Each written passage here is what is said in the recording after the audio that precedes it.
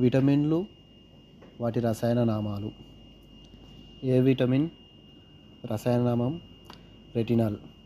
C vitamin రసాయన నామం ascorbic ఆమ్లం.